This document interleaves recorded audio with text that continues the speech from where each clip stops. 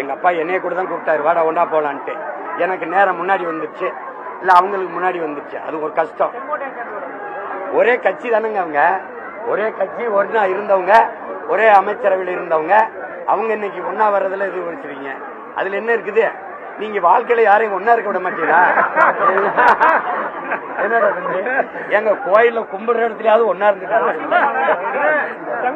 தங்க கவசம் போட்டு விமர்சனம் பண்றீங்க, ஓபிஎஸ் வெள்ளி கவசம் போட்டாரு. ரெண்டுமே இங்க பாருங்க, உங்க மனச்சான்ற சொல்லுங்க.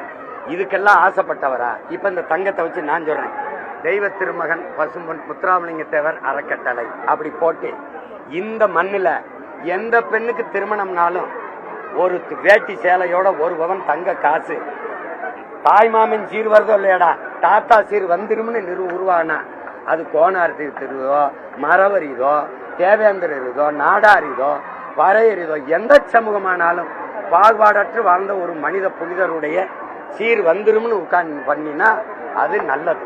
அவர் பேருக்கு பெருமை. நீங்க இதை கேட்டாரா? நீங்க இதை கேட்டாரா? நீ செஞ்ச தவற மறைக்க என் தாத்தாவை தங்கத்துல மறைக்கிற. அவர் நாடு பெற்றிருக்க சுதந்திரமே நிறத்தில் தாண்டா தங்கம், தரத்தில் இல்லைன்னாரு. நீ அவரை போய் தங்கத்துல மறைக்கும் போது பார்க்கும்போது கூசுது.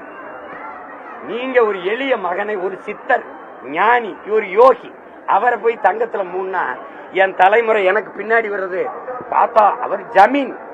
ஆனா எதுக்கு ஆசைப்பட்டவர் இல்ல, எளிமையா வாழ்ந்தவர் உன் தாத்தனுங்கிற வரலாறு தான் என் பிள்ளைக்கு நான் கடத்தணும்.